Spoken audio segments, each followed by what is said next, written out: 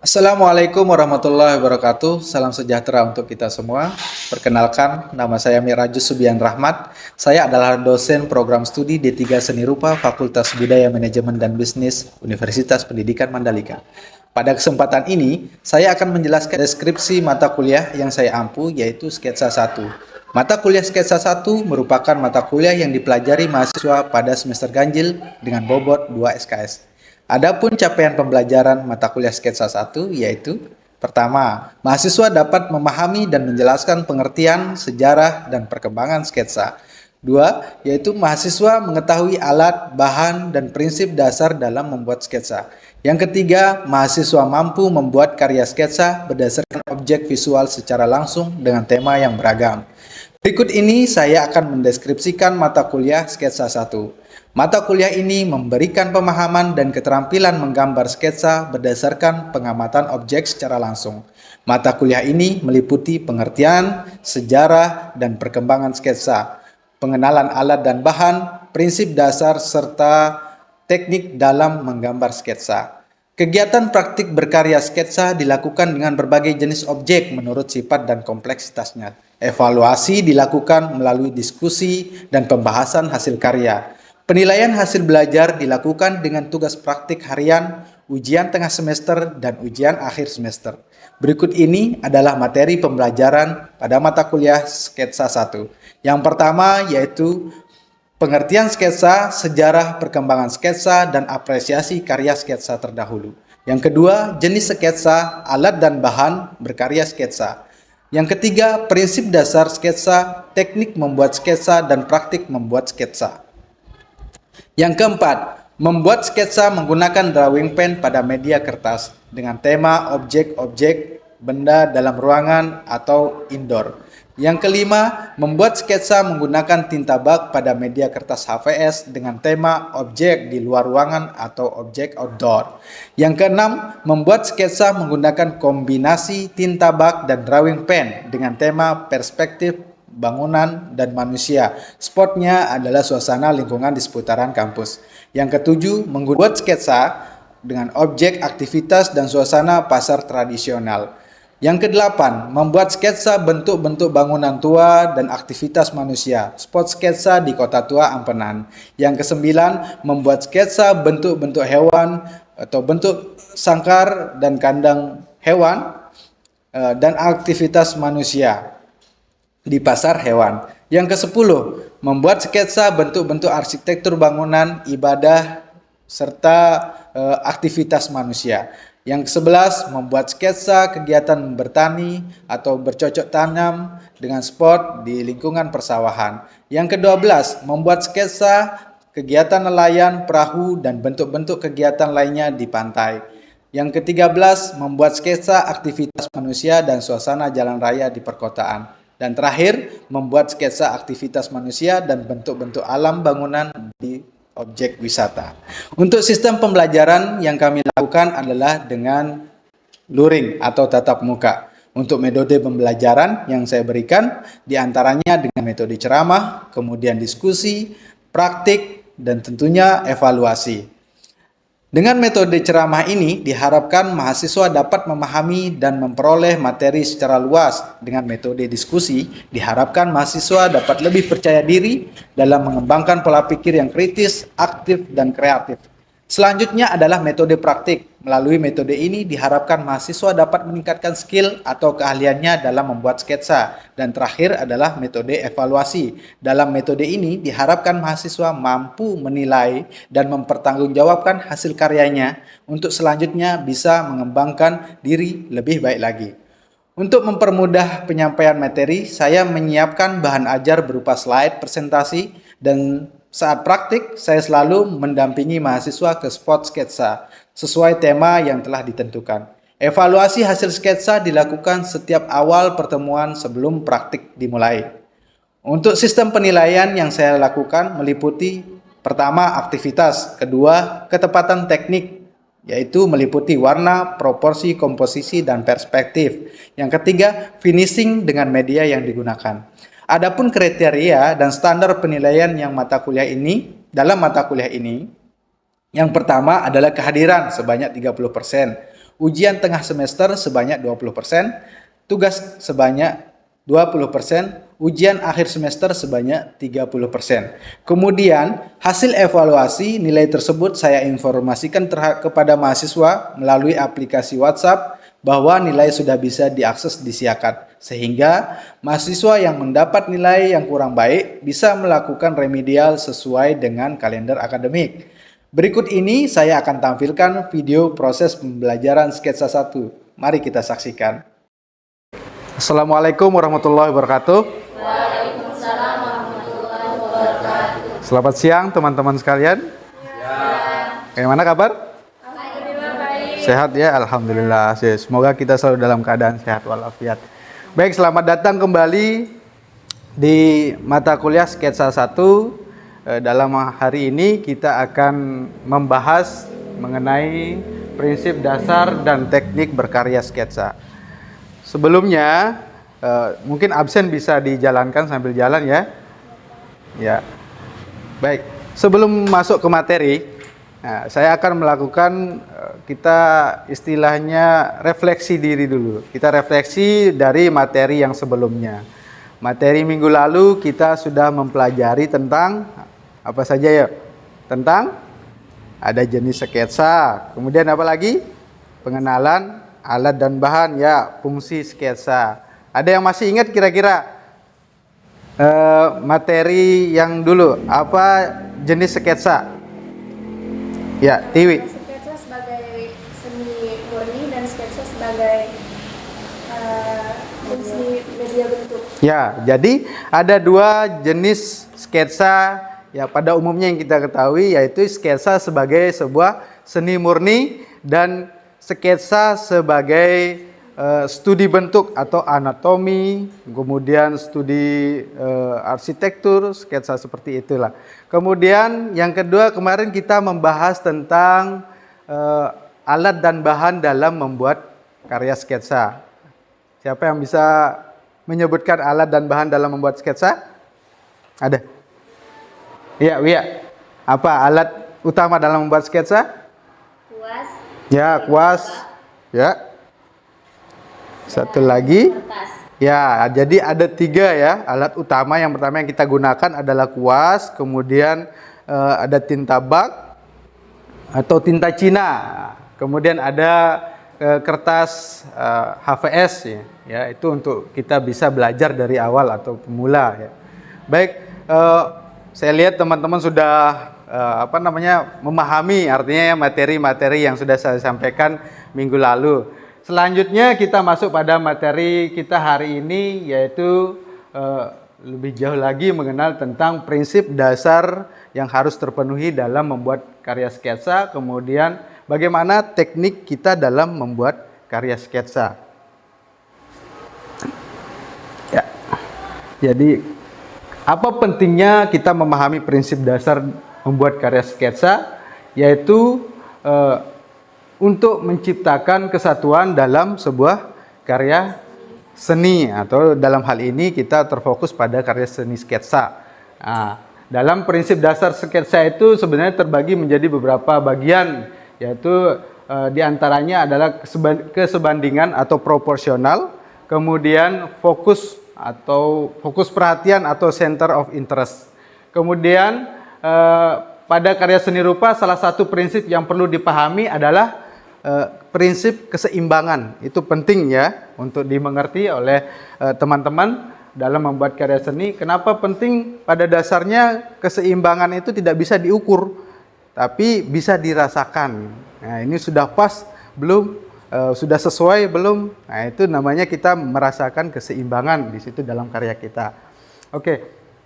Selanjutnya, nah ini prinsip-prinsip utama yang harus terpenuhi dalam membuat karya sketsa. Pada dasarnya prinsip ini yaitu meliputi prinsip yang ada dalam seni rupa pada umumnya. Entah itu kalian dalam membuat lukisan ataupun patung, pasti ada unsur-unsur ini atau prinsip ini yang harus kalian perhatikan. Yang pertama yaitu prinsip kesatuan. Prinsip yang kesatuan menunjang bagaimana unsur-unsur dalam seni rupa itu, baik itu garis, warna, volume, bentuk, bidang, dan pencahayaan. Yaitu bagaimana dalam unsur-unsur seni rupa itu saling menyatu satu sama lain. Yang kedua adalah prinsip irama. Prinsip irama itu sendiri yang mendasari pengulangan satu atau lebih unsur secara teratur. Pengulangan unsur-unsur seni rupa tadi, yaitu garis tadi, kemudian bidang dan cahaya, pencahayaan itu yang diatur dapat berupa garis bentuk-bentuk itu sendiri. Kemudian yang ketiga yang harus terpenuhi adalah prinsip proporsi, yang tadi saya katakan adalah proporsional itu sendiri. Jadi proporsi atau kesebandingan merupakan proses membandingkan bagian satu dengan bagian lain secara keseluruhan. Contohnya tubuh kita, ya. Dalam membuat sketsa tentunya harus seimbang. Ketika kita ingin membuat sketsa manusia, tidak bisa kepalanya lebih besar daripada badannya, itu tidak seimbang kan, tidak sebanding. Nah, itu namanya proporsional. Jadi harus pas, ukuran kepala sama badan itu harus sesuai. Sebaliknya, apabila ukuran badan lebih besar dari kepala kan tidak proporsional. Nah, itu namanya proporsi. Kemudian ada prinsip komposisi. Dalam prinsip komposisi adalah organisasi dan unsur-unsur seni atau pengelompokan unsur-unsur seni rupa yang disusun secara teratur, serasi hingga hasil karyanya itu menarik atau hasil sketsa karyanya itu menarik. Yang keempat atau terakhir ini adalah prinsip keseimbangan. Prinsip keseimbangan ini dimaknai sebagai suatu kondisi yang menerangkan bahwa setiap kegiatan atau unsur membentuk sebuah karya tidak ada yang saling membebani atau mendominasi satu sama lain. Jadi bagaimana kita menyelaraskan bentuk, misalkan tidak ada yang kalau sejajar bentuk tingginya terlihat monoton, jadi harus seimbang, ada yang tinggi, ada yang rendah. Jadi kita harus bisa menyeimbangkannya di situ. Sampai di sini paham ya? Oke, kita lanjut. Oke. Kemudian kita masuk pada teknik membuat sketsa. Ini ada beberapa teknik yang kita gunakan dalam membuat sketsa. Yang pertama yaitu teknik arsir. Nah, ini pada dasarnya sudah pernah dipelajari dulu di waktu SMA. Teknik yang umum kalian ketahui. Kalau teknik arsir itu ada berapa jenis? Ada?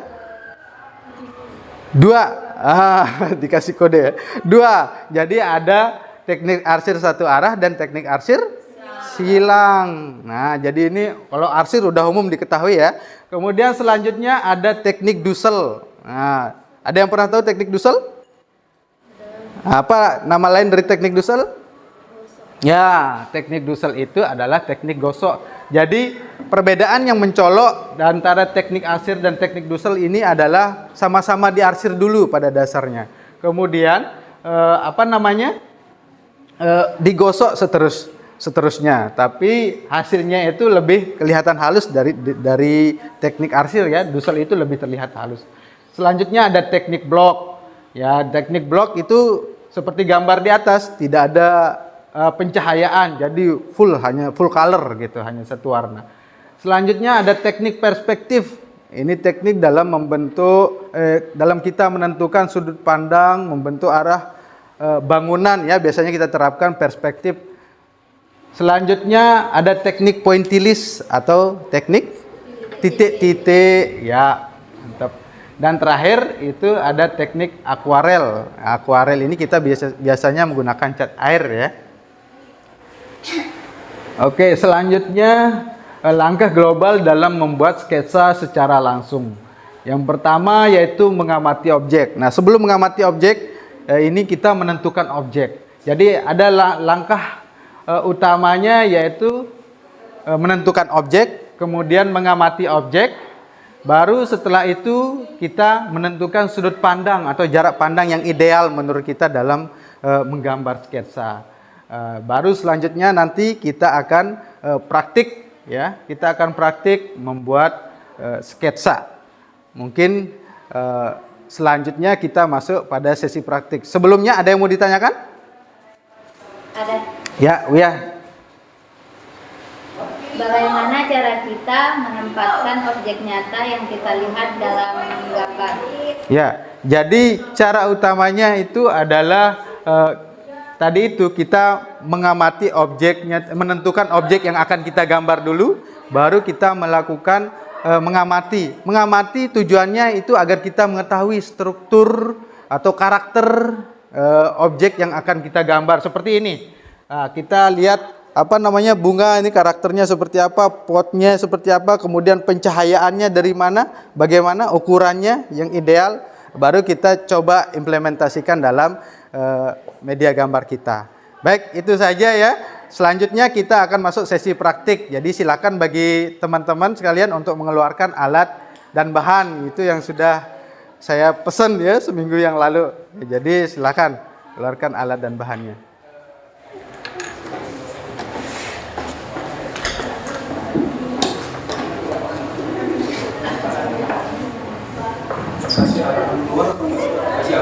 Oh iya, lupa. Ya, untuk praktek pertama ini kalian bisa mencari objek di seputaran kampus ya. Kalian bisa mencari objek di dalam ataupun di luar. Objeknya bisa berupa bentuk bisa berupa barang ya. Barang tertentu atau pot misalkan seperti itu. Kalian coba sketsa awal. Kalian bisa menggunakan tinta bak itu atau drawing pen ya. Itu saja. Ada yang mau ditanyakan terkait arahan? Tidak ada? Oke, langsung kita eksekusi ya. Oke, ayo.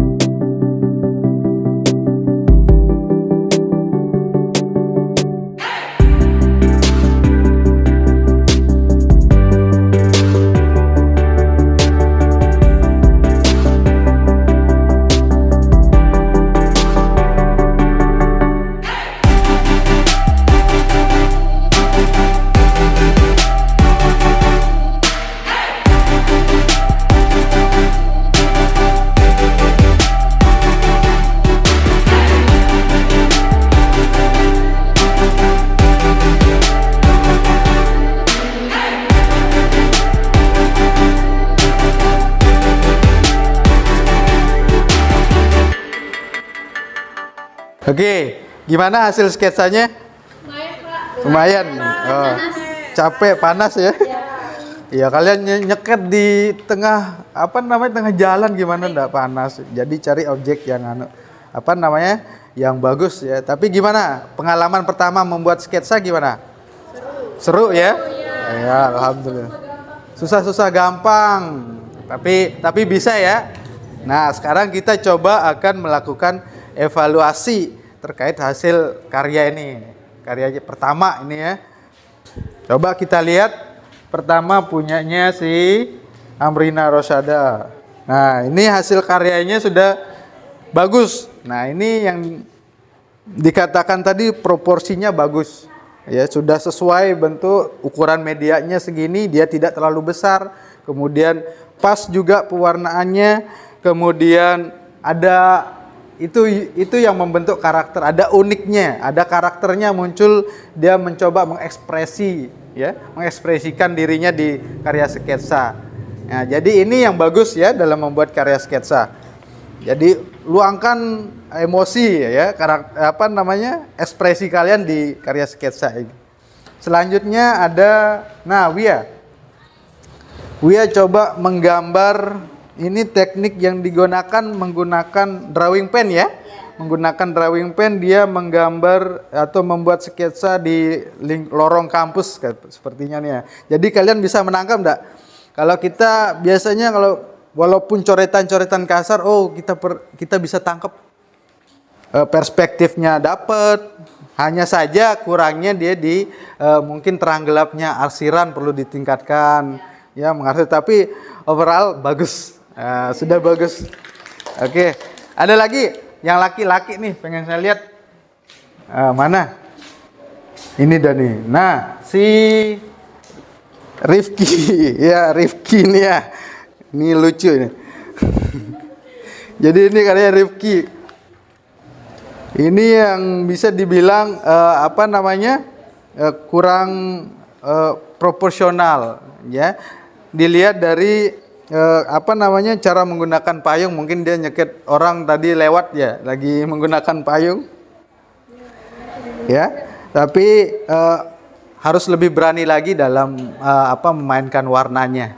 Ya, jadi tadi ada unsur pencahayaan kan, ini masih terlalu flat, ya masih terlalu datar. Jadi kamu harus tingkatkan lagi, berani kayak tadi si Amrina itu lebih bermain ekspresi, ya, lebih memainkan ekspresinya. Kemudian ada lagi? Yang lain aman ya? Oke, kalau gitu. Kalau gitu dengan berakhirnya kita evaluasi, kemudian pembelajaran kita hari ini ke depan, besok kita akan sketsa kembali dengan objek-objek yang berbeda. Tentunya di tempat-tempat yang berbeda seperti di Islamic Center, kemudian ada di pantai dan spot-spot wisata kita bisa jadikan sebagai tempat objek untuk membuat sketsa. Baik, sampai di sini sudah paham ya dari awal bagaimana membuat sketsa itu sendiri dan prinsip dasar yang harus terpenuhi dalam membuat sketsa. Oke, paham? Oke, kalau gitu untuk pertemuan hari ini saya cukupkan sampai di sini. Semoga kita sehat-sehat selalu biar bisa ketemu kembali di pertemuan berikutnya. Saya akhiri pertemuan hari ini. Wabillahi taufiq wal hidayah. Assalamualaikum warahmatullahi wabarakatuh. Waalaikumsalam warahmatullahi wabarakatuh. Baik, demikian deskripsi singkat dari saya. Semoga bermanfaat di bidang pendidikan dan pengajaran yang saya lakukan di program studi D3 Seni Rupa Fakultas Budaya Manajemen dan Bisnis Universitas Pendidikan Mandalika. Atas perhatiannya, saya ucapkan terima kasih. Wassalamualaikum warahmatullahi wabarakatuh.